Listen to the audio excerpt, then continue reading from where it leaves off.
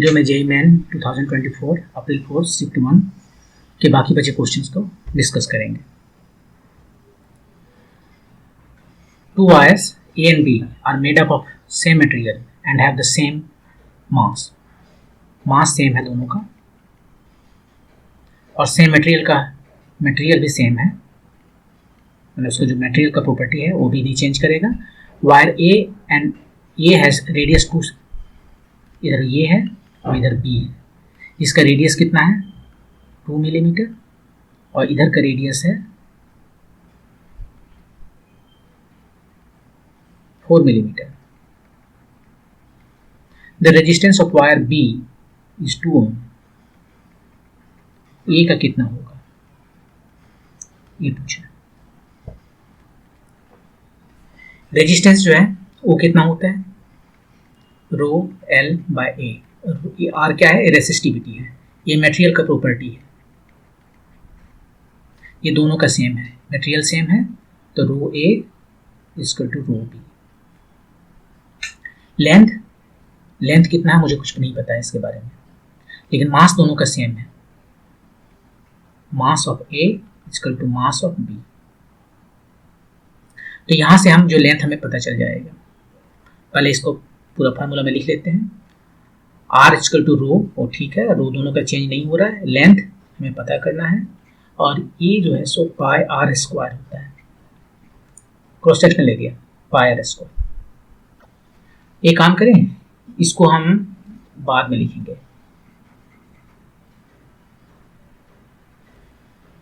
ऐसा करते हैं, एल भी यहां से हटा ही लेते हैं, इतना है। यदि हम ए से मल्टीप्लाई कर दें ऊपर नीचे कोई फर्क नहीं पड़ता, लेकिन cross sectional area times length ये हो गया वॉल्यूम।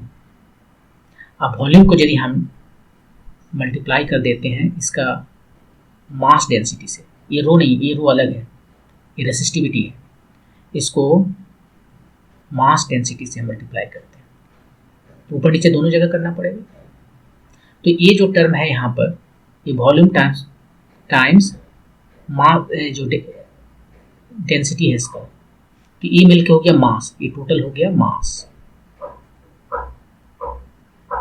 तो इसको लिखे आर रो, ये रेसिस्टिविटी है, मास बाय ए स्क्वायर, अरे मास डेंसिटी है। देखिए इसमें क्या क्या कांस्टेंट है, रो सेम मटेरियल का है वो कांस्टेंट है, एम दोनों का मास सेम है कांस्टेंट है, रो एम मटेरियल सेम है तो उसका मास डेंसिटी भी कांस्टेंट है, सब कुछ कांस्टेंट है। तो आर जो है सो प्रोपोर्शनल है 1 बाय ए स्क्वायर। तो हमें जो रेशियो निकालना है, रेशियो नहीं निकालना, आर ए के वैल्यू निकालना, r a by r b कितना होगा, आर ए मतलब some constant 1 by a square, a square, और बी के लिए 1 बाय ए बी स्क्वायर। अरे ये क्या है, ये सारे तो क्रॉस सेक्शनल एरिया है, क्रॉस सेक्शनल एरिया तो पाई आर बी स्क्वायर और नीचे में पाई आर ए स्क्वायर।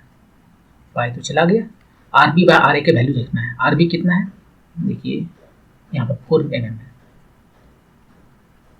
और आर ए 2 mm है, दोनों mm है तो उसका मतलब नहीं है 16, ये 4, ये 4 हो गया।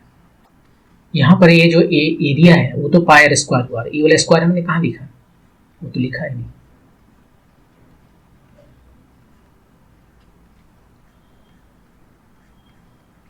तो ये आ गया 16।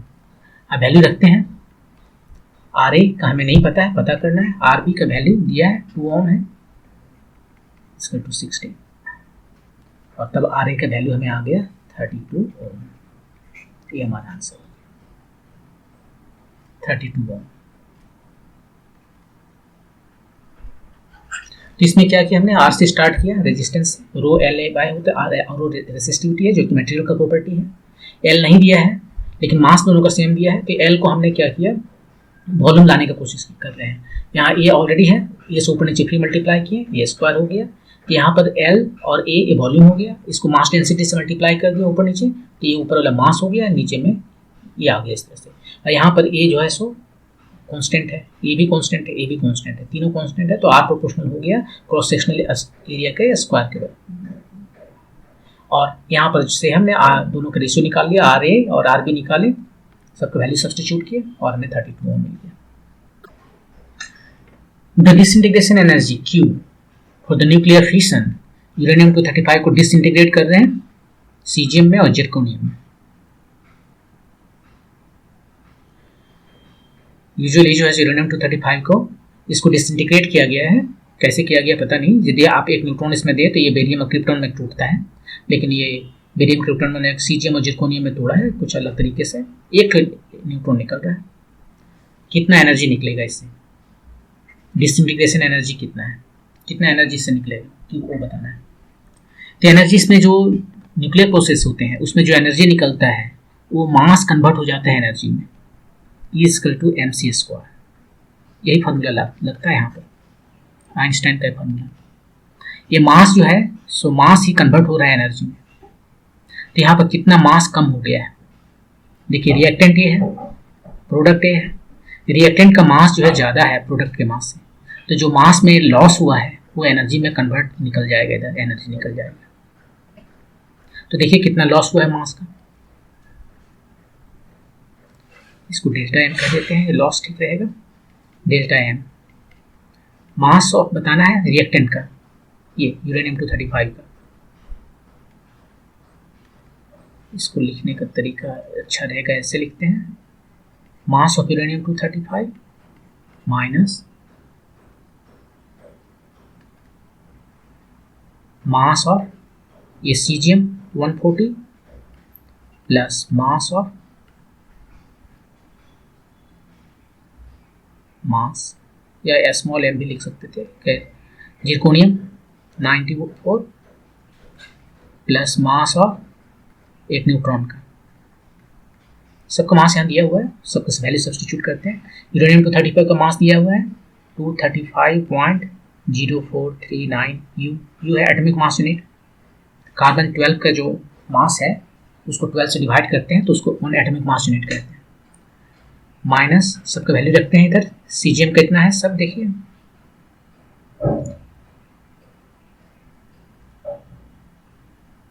यहाँ पर हम अलग से क्यों लिखते जाएं, यहीं पर हम दोनों ऐड कर लें। ये तीनों को ऐड कर रहे हैं, तीनों को तो ऐड ही तो करना है, ऐड कर लेते हैं यहीं से। सबको ऐड किए तो आया 234.8203, इतना ही है। अब इसमें सब्ट्रैक्ट करते हैं, 9 में से 3 गया 6, 3 में से 0 गया 3, 4 में से 2 गया 2, 10 में से 8 गया 2 और ये तक कुछ नहीं, 0.2236 यू। तो एनर्जी कितना निकला Q equal to mc²। m का वैल्यू तो यहाँ दिया हुआ है 0.2236 U और एक U इसने दे दिया है, यहाँ से देख सकते हैं कि वैल्यू ऑफ C लिखना है, ये C²। यहाँ पर C² होना चाहिए, C²। तो C² की वैल्यू यहाँ से लिख दीजिए 0.2236 टाइम्स U टाइम्स C² की वैल्यू 931 मेगा इलेक्ट्रॉन वोल्ट, बस U चला गया, केवल मेगा इलेक्ट्रॉन वोल्ट मिल गया। अब इसको मल्टीप्लाई कीजिए, इसमें कोई कुछ नहीं कर सकते। तो ये लगभग ये 1000 है, ये 2000 है, उसमें से एक 10 चला गया तो 208 के करीबन आएगा कुछ ऐसे। 931 का 10% 93, उसका डबल कर किए ऑलमोस्ट 200, आप मल्टीप्लाई कीजिए तो देखिए इसमें 208 मेगा इलेक्ट्रॉन वोल्ट आएगी। ये आपका आंसर है।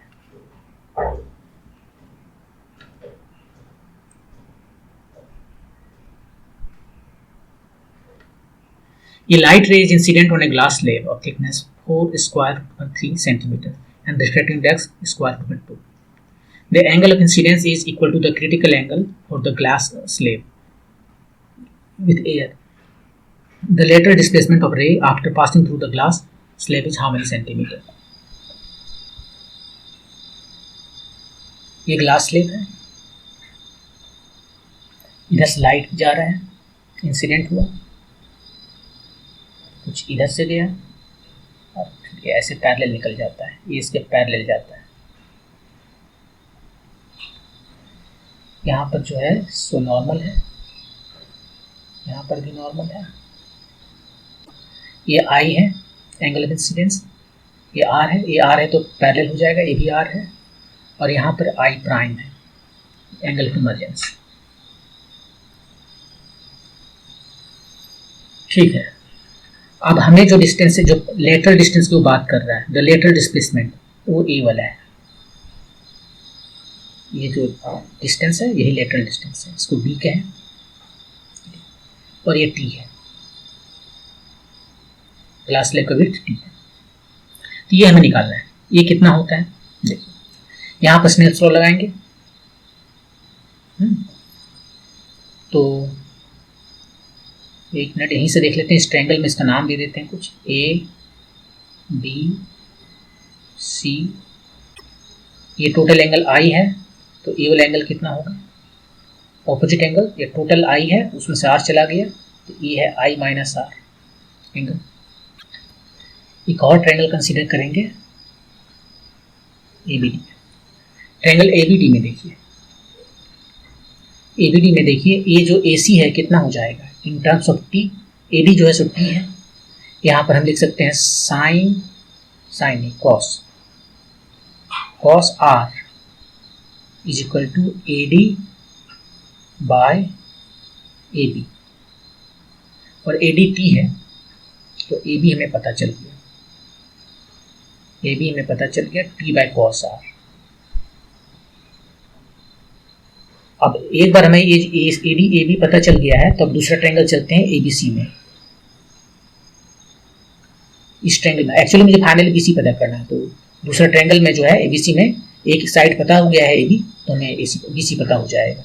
अब यहाँ पर चलते हैं sine i minus r, sine i minus r equal to a b c, जो मुझे पता करना है यही डी है, डिवाइडेड बाय ए बी, और ए बी यहाँ से निकाले हैं, ये हो गया t cos r, t divided by cos are.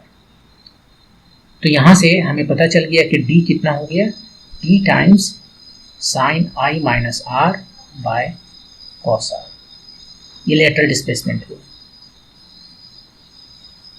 Lateral displacement.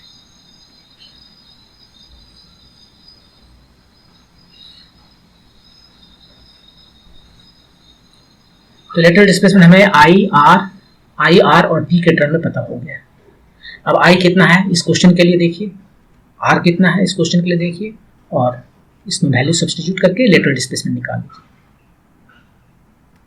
ठीक है, तो आई यहाँ पर देखिए म्यू दिया हुआ है, म्यू जो है सो रिफ्रैक्टिव इंडेक्स स्क्वायर रूट 2 दिया है, थिकनेस दिया है टी, टी भी दिया है 4 स्क्वायर रूट 3 सेंटीमीटर। यहाँ पर स्नेल्स लॉ लगाएंगे, आगे कुछ और भी लिखा है, the angle of incidence i लिखा है is equal to the critical angle for the glass slab with air. Angle of incidence कितना है, क्रिटिकल एंगल के बराबर है, और क्रिटिकल एंगल कितना होता है, साइन इनवर्स 1 बाई म्यू होता है, राइट। एयर में है तो म्यू बाय 1 हो गया, यहाँ पर 1 बाई म्यू। यदि कोई और मीडिया होता तो यहाँ उस मीडिया का रिफ्रैक्टिव इंडेक्स होता है म्यू एयर बाय म्यू जो क्लास है यहाँ पर। तो इस केस में म्यू एयर 1 है और म्यू का वैल्यू स्क्वायर रूट 2 दिया है, राइट। तो ये 45 डिग्री हो गया, एंगल ऑफ इंसिडेंस हमें पता चल गया 45 डिग्री। आर पता करना है, यहाँ पर स्नेल्स लॉ लगा देते हैं, इस सरफेस पे स्नेल्स लॉ लगाते हैं।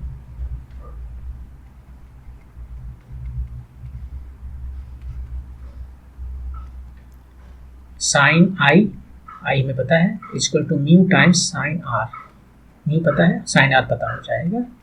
साइन आई कितना है, आई है 45 डिग्री और म्यू का वैल्यू है square root 2। Sine 45 degree 1 by square root 2, और यहाँ पर भी 1 by square over square root 2। Sine r equal to half आया तो आर जो है 30 डिग्री हो गया, आर हो गया 30 डिग्री। सारे वैल्यू यहाँ पे पता है मुझे। अब हम जो लेटरल डिस्प्लेसमेंट यहाँ से निकाल सकते हैं, तो लेटरल डिस्प्लेसमेंट डी कितना हो गया, टी दिया है 4 square root 3 sine i minus r 45 minus 30 15 degree cos r 30 degree. अब साइन 15 का डिग्री का वैल्यू को याद रखना पड़ेगा, वैसे यहाँ दे दिया है क्वार्टर है 4 square root over 3 times quarter, quarter है हाफ नहीं, और cos 30 कितना हुआ स्क्वायर रूट ओवर 3/2, ये चला गया 4 दूनी 8, 8 का 1 क्वार्टर,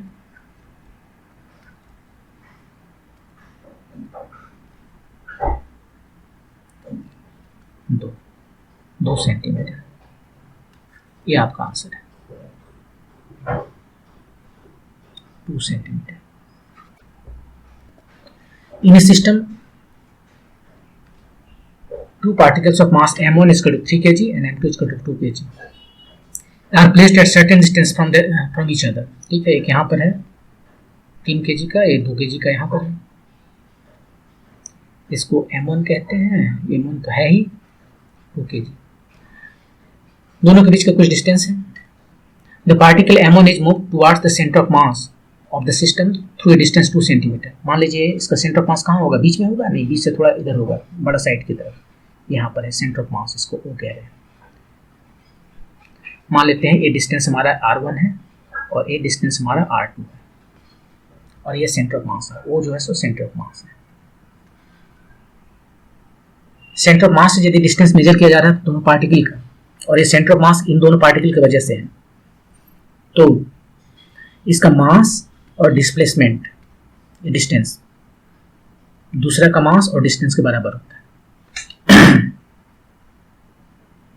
ये आप देख सकते हो सेंटर ऑफ मास जो है कि फॉर्मूला से ही देख सकते हो कि सेंटर ऑफ मास जो कैसे निकालते हैं, mass 1 R1 plus mass 2 R2 by m1 plus m2।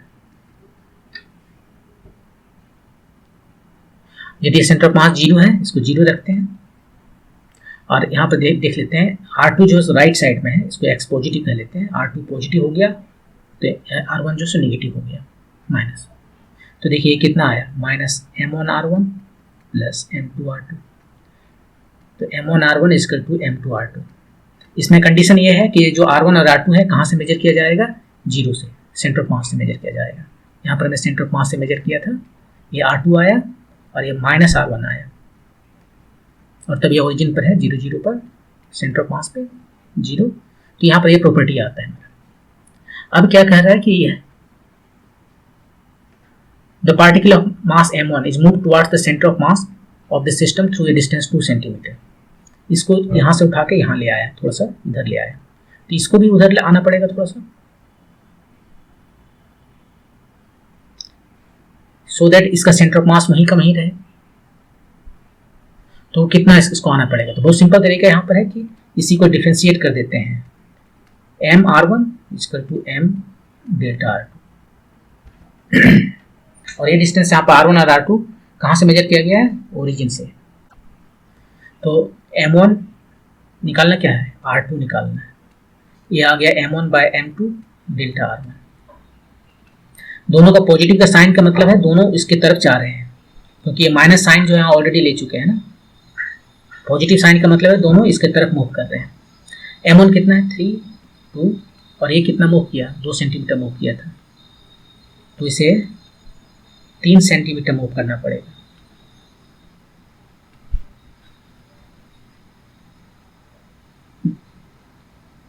The particle of mass m2 should move towards the center of mass by the distance 3 centimeter to keep the center of mass of the system at the original position। देख लीजिए यहाँ पर check एक बार कर लीजिए, यदि ये centre of mass है तो m1 R1 equal to m2 R2 होना चाहिए। न्यू पोजीशन के लिए चेक करते हैं, m1 3 है, न्यू पोजीशन कितना है, ये कितना मूव कर गया 2 सेंटीमीटर, पहले कितना था, पहले का तो हमें पता ही नहीं है, राइट, पहले का पता नहीं, मान लेते हैं पहले R1 था और उतना मूव कर गया 2 centimetre.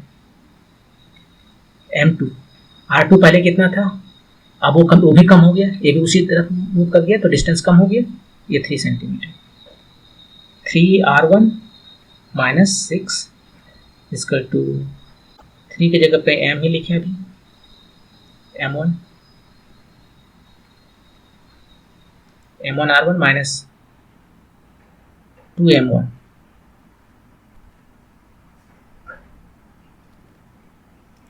2 2m1 equal to m2r2 minus 3m2। अब वैल्यू रखते हैं m1r1 माइनस 2m2। m2 कितना है? m2 है इधर कहीं लिखे हैं 2 kg, के 4 हुआ, नहीं 2m1 2 टाइम्स 3 6 हुआ, m2r2 3 माइनस 3 टाइम्स 2 6 हुआ, ये 6 चला गया, m1r इक्वल टू m2r2। ये कंडीशन था पहले का सेंटर ऑफ मास का, वो फिर आ गया, मतलब सब कुछ सही है। तो इस तरह से हम यहाँ पर 3 सेंटीमीटर निकाल सकते हैं। मूव करते हैं नेक्स्ट क्वेश्चन पे। आप यदि से चाहो तो दूसरे तरीके से भी बना सकते हो, जैसे कि सेंटर ऑफ मास जो है कितना है, मान लेते हैं m1r1 प्लस m2r2 है इनिशियली, बाद में भी इतना ही रहेगा। ये r1 जो है सो कितना हो गया है, r1 माइनस 2 हो गया,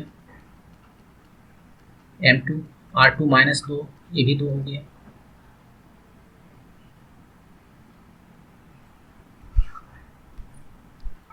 m1 प्लस m2, ये दोनों जो है सो सेम है, तो यहाँ से देख लीजिए m1 r1 minus r1 plus 2, simplify कर रहे हैं, दोनों m1 एक तरफ ले गए, और इधर से m2 r2 minus 2 minus r2।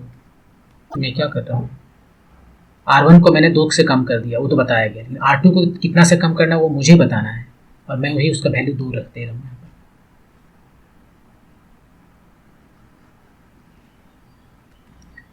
r2 minus ए वैल्यू मुझे बताना है कितना है,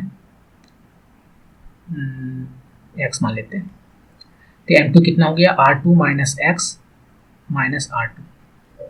सिंप्लीफाई कीजिए, ये तो चला गया, यहाँ बचा m12 टाइम्स 2, इधर बचा m2 times minus x,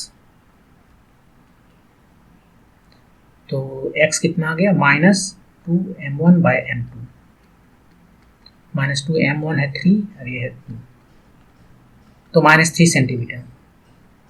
minus just उसका डायरेक्शन बता रहा है। जैसे मान लीजिए ये हमारा ओरिजिन सेंटर यहाँ पर है, एक पार्टिकल यहाँ, एक पार्टिकल यहाँ, ये सेंटर ऑफ मास इसका है, ठीक है।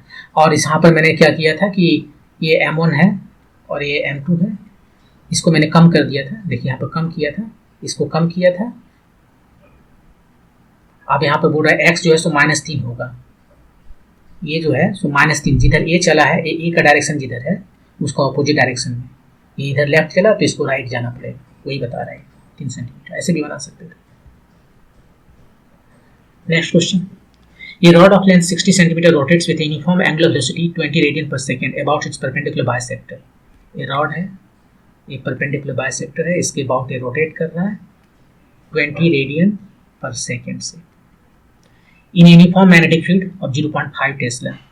हर जगह फील्ड है 0.5 टेस्ला है, बी नॉट का value. The direction of magnetic field is parallel to the axis of the rotation, मतलब इधर है एक्सिस ऑफ रोटेशन का डायरेक्शन किधर है, इस डायरेक्शन में, तो उधर ही है, ओ भी है, यही डायरेक्शन है बी नॉट का। The potential difference between the two ends of the rod is.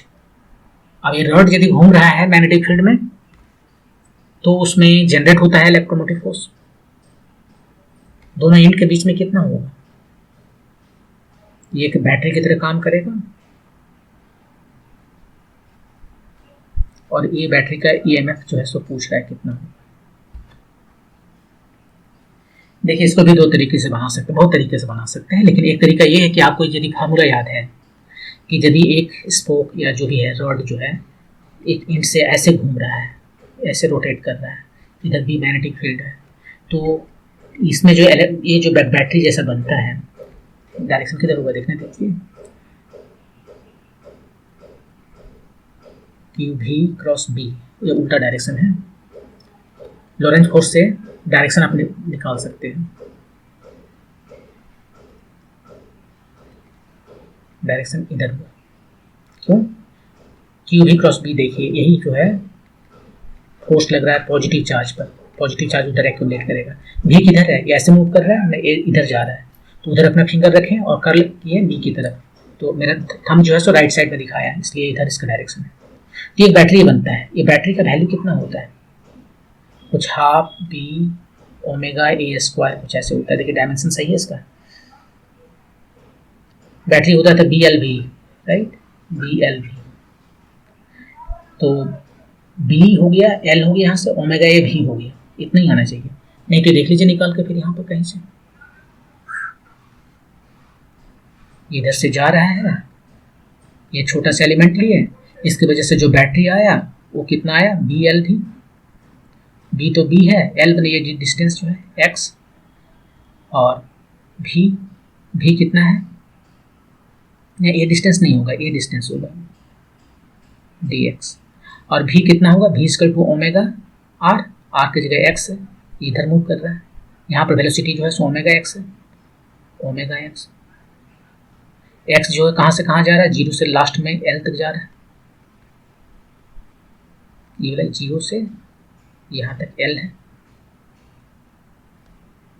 अब इसे एल के साथ कंफ्यूज नहीं करने का, तो कैपिटल एल कर देते हैं।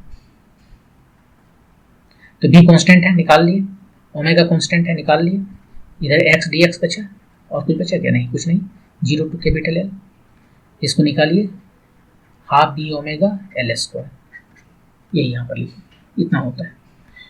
अब यदि इसमें हम चले तो एक बैटरी यहाँ पर हो गया, इधर पहले भी तो इसी डायरेक्शन में मूव कर रहा है, तो यहाँ भी एक बैटरी बनेगा exactly same, half B omega L square इधर, half B omega L square. L क्या लिख रहा हूँ मैं, ये रड का एल बाई टू का स्क्वायर इधर, एल बाई टू का स्क्वायर इधर, यदि ये टोटल एल है तो।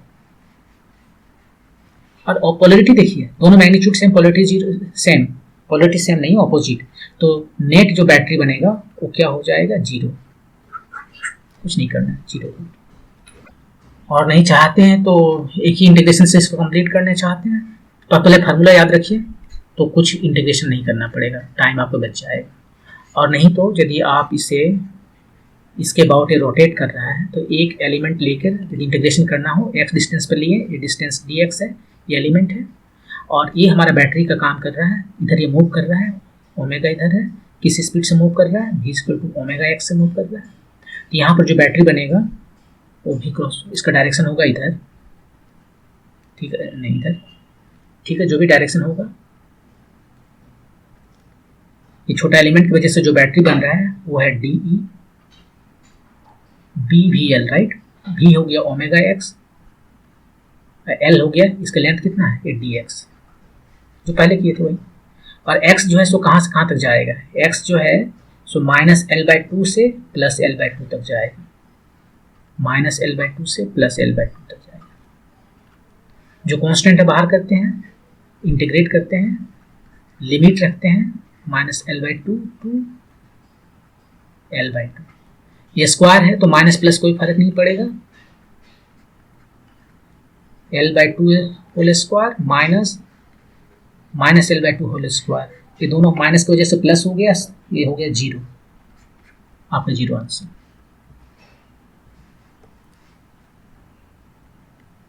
A bus moving along a straight highway with speed 72 km per hour is brought to halt within 4 seconds after applying the brakes. The distance traveled by the bus during this time is, कितना distance travel किया, plot बनाए, इधर जो है सो time है, इधर जो है सो वेलोसिटी है, क्या कितना स्पीड से चल रहा है, स्ट्रेट हाईवे में डायरेक्शन चेंज नहीं कर रहा है, तो मैग्नीट्यूड देख रहे हैं तो 72 किलोमीटर पर आवर, ये जो है सो 72 किलोमीटर पर आवर है। यहाँ पर ब्रेक लगाया, उसका स्पीड कम होने लगा,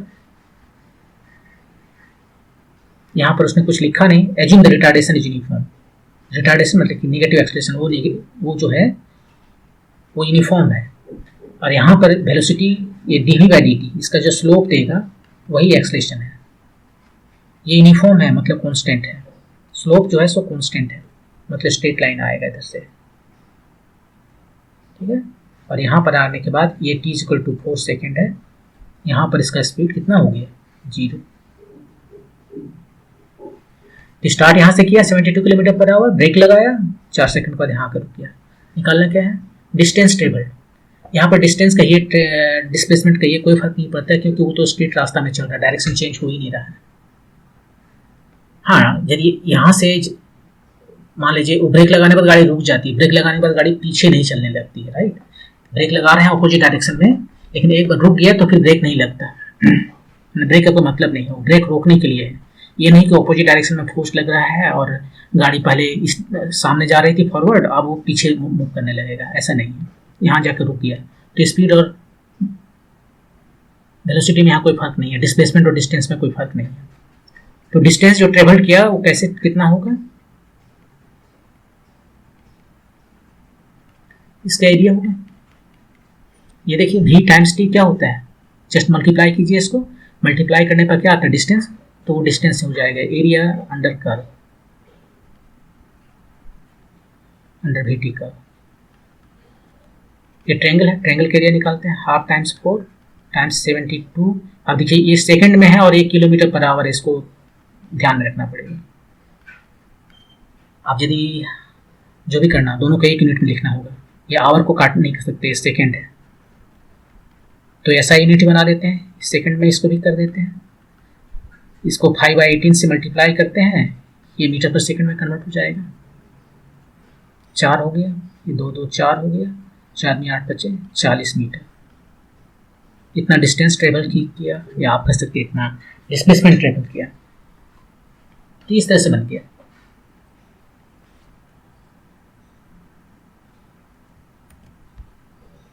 आप यदि इसे चाहते तो ऐसे भी बना सकते थे। यहां पर एक्सेलरेशन, नेगेटिव एक्सेलरेशन जो कांस्टेंट है, तो जो डिस्टेंस टेबल किया जाएगा,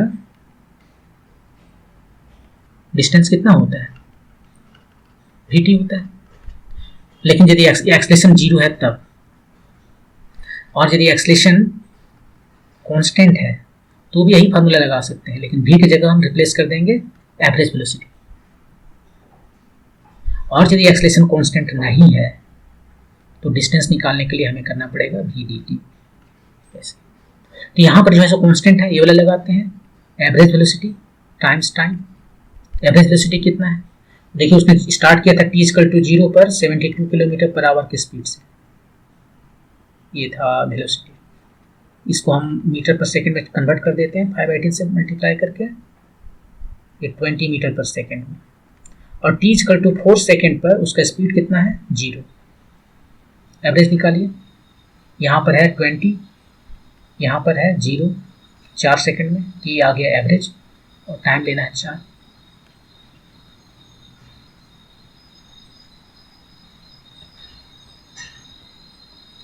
यहाँ 4 नहीं होगा ना, एवरेज में लेते हैं, क्या करते हैं 2 से डिवाइड करते हैं, एवरेज में 2 से डिवाइड करते हैं। Initial velocity final velocity divided by 2, ये एवरेज आ गया। और तब यहाँ से 40 मीटर पर सेकंड आया, मीटर पर सेकंड में 40 मीटर आया। सेम आप चाहो तो और भी तरीके से इसे बना सकते हो, एक पूरा काइनेटिक्स का फॉर्मूला लगा के। इनिशियली इसका स्पीड कितना है 72 किलोमीटर पर आवर, मतलब 20 मीटर पर सेकेंड। उसमें एक एक्सेलरेशन है नेगेटिव, कितना है मैं नहीं पता, टाइम दिया 4 सेकेंड और उसका स्पीड हो गया 0। इसको u कहें, इनिशियल स्पीड को u कहें। सबसे पहले क्या करते हैं, एक्सेलरेशन निकाल लेते हैं। कैसे निकालें, v=u + at फार्मूला से। ये सारे फार्मूला लगा सकते हैं क्योंकि ये यहाँ पर जो है सो कांस्टेंट है, एक्सेलरेशन यूनिफॉर्म है, कांस्टेंट है। v 0 हो गया, u कितना था 20 मीटर पर सेकेंड, एक्सेलरेशन कुछ लगा, टाइम लगा 4 सेकेंड, तो एक्सेलरेशन आ गया -5 मीटर पर सेकेंड स्क्वायर। एक बार एक्सेलरेशन में पता चल गया तो कितना डिस्टेंस ट्रेवल करेगा वो निकाल सकते हैं, s=ut + ½ at²। इनिशियली कितना था 20 मीटर पर सेकेंड, कन्वर्ट कर चुके हैं, सब मीटर पर सेकेंड में बात करेंगे। टाइम लगा 4 + ½ एक वैल्यू है -5, टाइम है 4²। ये हो गया 80 और ये हो गया कितना -4 × 16 में से दोगे तो 8 बचे 40। 40 मीटर। आपको जो पसंद आए उस मेथड से बनाइए। ये parallel plate capacitor of capacitance 12.5 picofarad is charged by a battery connected between its plate to potential difference of 12 volt. ये है कैपेसिटर, एक बैटरी है, 12 वोल्ट का बैटरी है और ये है 12.5 पिकोफैराड। चार्ज हो गया, फुली चार्ज होने दिया। कितना चार्ज इस पर आ गया टोटल? सी भी, सी है 12.5 और भी है 12। कितना हो गया ये? 12 12 144 और 6 150, 10⁻², सो 10⁻10 जो भी है फैराड। इतना फैराड नहीं, कूलाम। बहुत छोटा चार्ज है, ठीक है, जो भी है चार्ज है। अब क्या किया? The battery is now disconnected and the dielectric slab, एक स्लैब डाला, dielectric slab epsilon r equal to 6 is inserted between the plates. The change in its potential energy after inserting the dielectric slab is how much? अब इसके पास कुछ energy है। कितना energy है? Half C भी square कर सकते हैं या क्यू स्क्वायर बाय 2c कर सकते हैं, जो भी फार्मूला आपको पसंद है आप लगाइए। c कितना है? 12.5 और v square 12 square, 72 times 12.5 pico joule. अभी हमारे पास इतना एनर्जी है इनिशियली। ये केस 1 हो गया।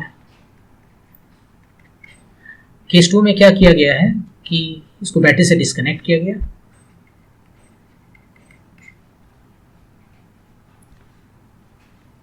ये रहा, बैटरी से डिस्कनेक्ट कर दिया गया। ये तो शॉर्ट हो जाएगा ना, ये नहीं करेंगे, डिस्कनेक्ट कर दिया है। और इसमें एक स्लैब डाल दिया, उसने क्लियर नहीं किया लेकिन स्लैब पूरा भर दिया है।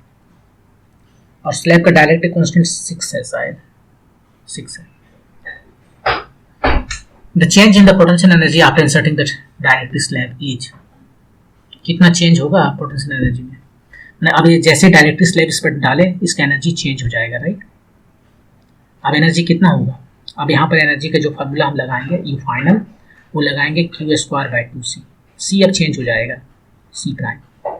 क्यू देखिए सेम है, यहाँ पर जो चार्ज कंजर्व्ड है ना, चार्ज सेम है, वो वैल्यू क्यू को क्यू नॉट कहते हैं क्योंकि फुली चार्ज था, ये हमें पता है। 150 पिकोफैराड वाला जो है 150 पिकोफैराड टाइम्स 10⁻⁻12, ये हमें पता है 2।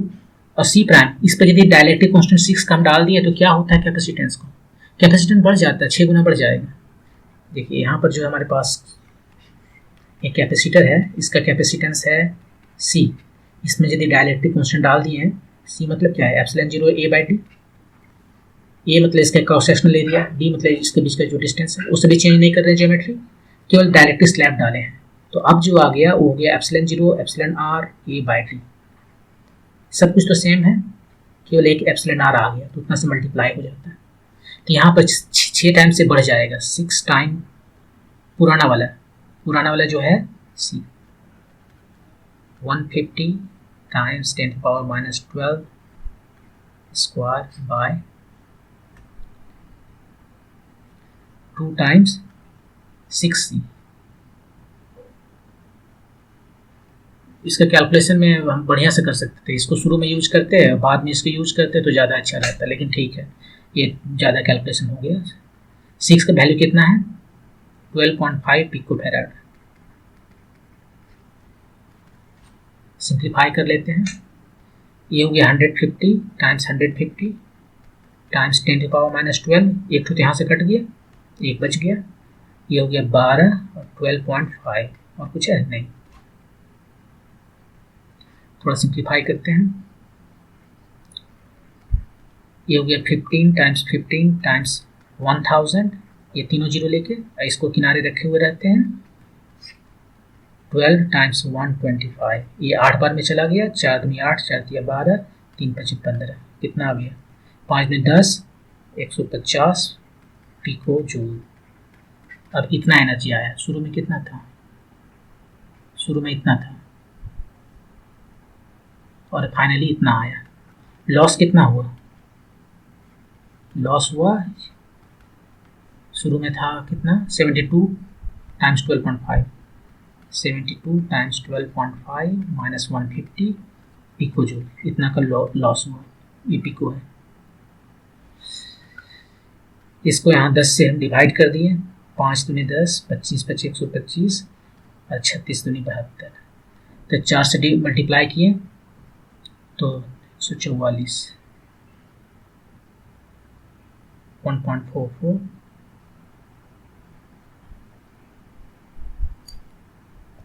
नहीं उसको सीधे मल्टीप्लाई करते हैं, कितना आ गया 900 आ गया शायद, 900 राइट। 25 अपडेट 15 और 25 75 15 90, इतना पिको जो 750 800 750 पिको जो, इतना का चेंज आया। तो ये आपका आंसर हो गया 750 जो, 750 पिको। पिको यहाँ ऑलरेडी लिखा हुआ है, 750 हमें लिख देना होगा। पिको मतलब 10⁻²। तो ये आंसर हो गया। एनर्जी लॉस क्यों हुआ? जस्ट हम डाइलेक्ट्रिक स्लैब यहाँ डाले और एनर्जी लॉस हो गया, चार्ज को रीडिस्ट्रीब्यूट होना पड़ रहा है, इसलिए एनर्जी लॉस हुआ। ओके, मूव करते नेक्स्ट क्वेश्चन पे। Two parallel long current carrying wire separated by distance 2r दिखा रहा है, जो इसमें I करंट है, इसमें 2I करंट है। The ratio of magnetic field at A किधर है, ए यहाँ पर, to the magnetic field C equal to x/7, ये C है, ये A है। वैल्यू ऑफ x बताना है, यहाँ x कितना आएगा। तो यहाँ पर देखिए कितना फील्ड आ रहा है, ये पर देखिए किसके वजह से आ रहा है, ये दोनों वायर की वजह से आएगा। इस वायर की वजह से कितना है फील्ड। अब लॉन्ग करंट कैरिंग वायर जो है, इसके वजह से किसी पॉइंट पे फील्ड कितना आता है, ये आता है μ0I/2 पाई डी, पाई और ये डिस्टेंस d है तो d, 2 पाई डी। ये फार्मूला यूज करेंगे। डायरेक्शन जो है राइट हैंड का रूल लगाएंगे। डायरेक्शन के लिए बियोसेवर्ट लॉ जो है वही यूज करेंगे, μ0/4 pi I dl cross r by r की। आइडियल क्रॉस, जिधर करंट फ्लो कर रहा है उधर अपना फिंगर रखिए, r जिस जगह पर आप मैग्नेटिक फील्ड निकाल रहे हैं उधर ले जाइए। तो इस केस में, ए के केस में यहाँ पर हमारा क्या किधर आ रहा है, अपवर्ड आ रहा है यहाँ पर। और इसके केस में दोनों का डायरेक्शन सेम है, तो दोनों ही केस में फील्ड का डायरेक्शन सेम आया।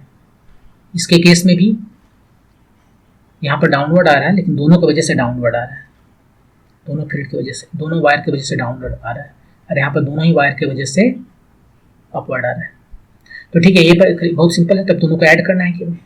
तो ए पर निकालते हैं मैग्नेटिक फील्ड इस फार्मूला को यूज करके, μ0 करंट है I/2 पाई, ये डी कितना है, यहाँ से r है। वही यहाँ पर भी करेंगे, जो कॉमन है उसको बाहर कर लें। μ0/4 पाई 2 पाई कॉमन है, पहला केस में I/r हुआ और दूसरा केस में 2I बाय डिस्टेंस यहाँ से 2r और 1r 3r। सिंप्लीफाई करते हैं, इसको 3 से ऊपर नीचे मल्टीप्लाई कर देते हैं तो दोनों जगह 3r हो गया, 3 और 2 5I/3r। ये एक हमारा ई निकल रहा है। सी पर निकालें, यहाँ पर एग्जैक्टली सेम करेंगे, μ0 I बाय, I नहीं लिखेंगे, I बाद में लिखेंगे क्योंकि वो डिफरेंट है।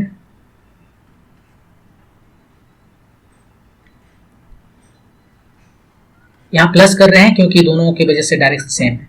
ओके, इसके वजह से यहाँ पर जो फील्ड है सी पर वो कितना है, I बाय डिस्टेंस यहाँ से 2r एंड 1r 3r, और इसके वजह से 2I by distance r।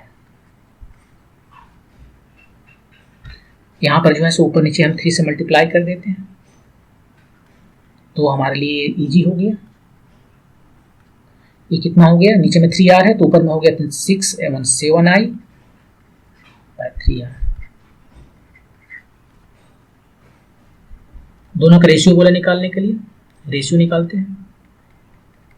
E A by E सी जो कॉमन है कट जा रहा है, ये खत्म हो गया। आई बाय आर भी खत्म हो गया। यहाँ बचा 5/3 ऊपर में और यहाँ बचा 7/3 तो आया 5/7। इससे कंपेयर कीजिए x/7 से। x कितना आया 5, ये आपका आंसर 5। मूव करते हैं नेक्स्ट क्वेश्चन पे। ये सिंपल हार्मोनिक मोशन से है। The displacement of A particle executing simple harmonic motion is given by x = 10 sin omega t plus pi/3 meter. The time period of motion is 3.14 second. Time period दिया हुआ है 3.14 second. ये actually पाई second है, पाई के लिए use किया जाएगा। The velocity of the particle at t = 0 is how much. Velocity निकालना है पार्टिकल का, बहुत सिंपल है। x दिया हुआ है, वेलोसिटी कितना होगा dx/dt, यही वेलोसिटी है। ये देखिए ये हमारा जो है कुछ इस तरह से वेव है। t = 0 पर कितना रहेगा, t = 0 पर sin π/3 sin 60 डिग्री √3/2 कुछ यहाँ पर हमारा जो है सो ओरिजिन है कुछ ऐसे।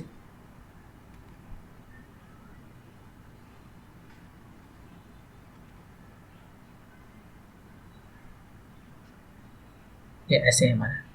अब यहाँ पर ये जो डिस्प्लेसमेंट दिख रहा है x है और टाइम है, कहीं पर x ज़्यादा है कहीं कम है। देखिए तो इसका जो चेंज करने का रेट है वही तो वेलोसिटी है ना, इसलिए हम इसको डिफरेंशिएट कर रहे हैं। 10 साइन को क्या कर देंगे cos ओमेगा t प्लस पाई/3 टाइम्स ओमेगा यहाँ पर आ जाएगा। सिंपली डिफरेंशिएट कर दिए और वैल्यू निकालना है कब भी एट टाइम t = 0 पर। t की जगह पर 0 लिखेंगे। 10 टाइम्स ओमेगा cos t की जगह पर 0 पाई/3 10 ओमेगा कितना है 2 पाई/t cos ये कितना है 60 डिग्री है। cos 60 डिग्री कितना होता है, हाफ होता है। 10 2 पाई/t के वैल्यू हमको बताए थे कि पाई दिया है, cos 60 हाफ दिया है। ये खत्म ये खत्म, कितना आ गया हमारे पास 10 मीटर पर सेकेंड। यही आंसर हो गया 10 मीटर पर सेकेंड।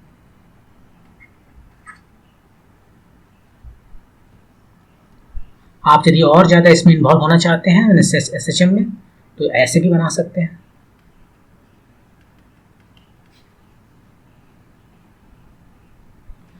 इक्वेशन क्या था, x = 10 sin omega t plus पाई/3 और ओमेगा कितना है 2 पाई/t और t है पाई, ये दिया हुआ है राइट, तो 2 दिया हुआ है। तो एक्चुअली यहाँ पर आपके पास है साइन 2t प्लस पाई/3 और वेलोसिटी निकालना है इसका। ठीक है, तो आप क्या करते हैं, वेलोसिटी कितना होता है SHM में ओमेगा √a² - x²।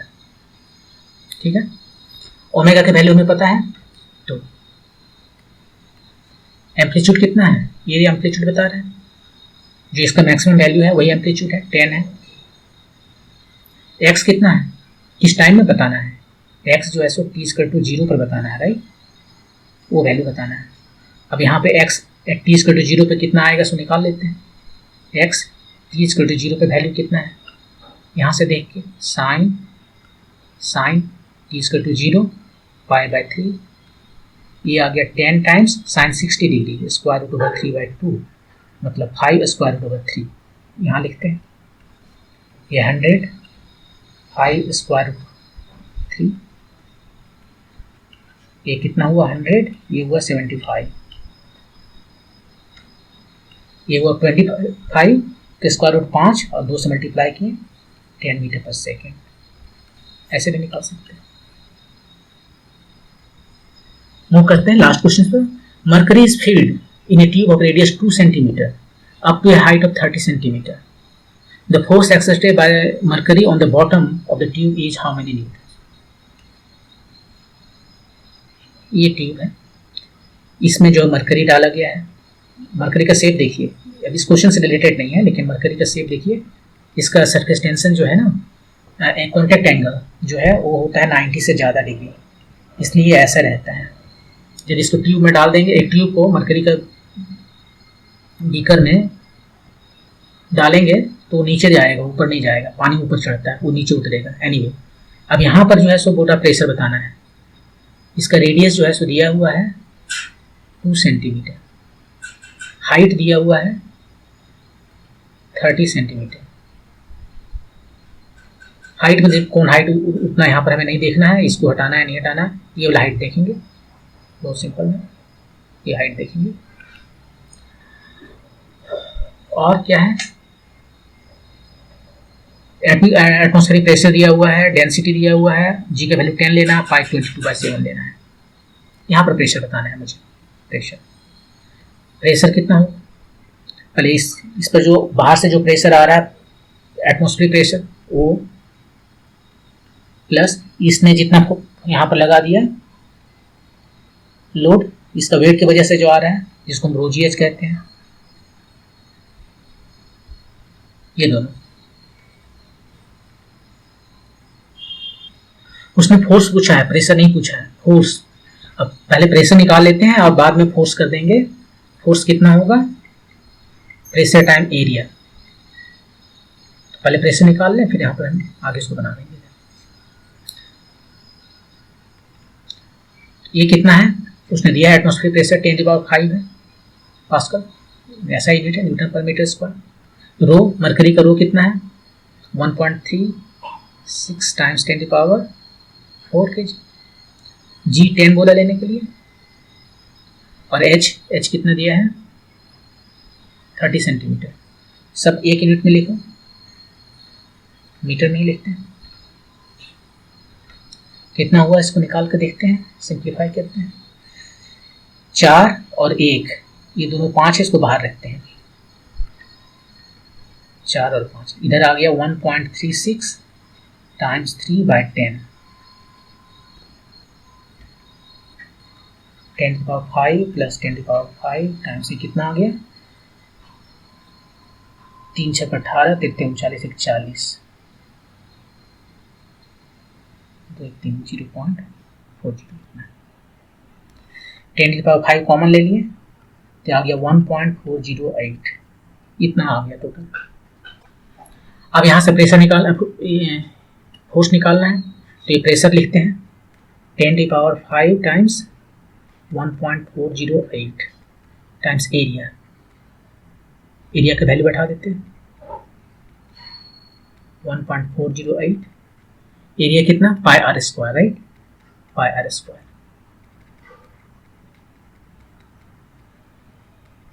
पाई का वैल्यू बोला 22/7 लेने के लिए, आर का वैल्यू दिया 2 सेंटीमीटर है, तो r² हो गया 4, और सेंटीमीटर है तो मीटर में कन्वर्ट करना पड़ेगा। 10⁻² का स्क्वायर 10⁻4। अब जो जाता है सो जाता है, देखते हैं। ये 4 और 5 मिलके इधर 10 बच गया, ये दोनों मिलके, और इधर है 1.408 टाइम्स 22 टाइम्स 4/7। ये ऑलमोस्ट कट गया इधर 0.201, ऑलमोस्ट 10 टाइम्स 0.201 टाइम्स 88, यहाँ पर है, तो इसको 88 यहाँ पर आया, 88 का डबल 160, 176, ये दोनों को मल्टीप्लाई किए, 88 को 1 से मल्टीप्लाई किए 88 आया, 88 को 2 से मल्टीप्लाई किए तो कितना 50 × 2 = 170, 3 × 2 = 6, 176।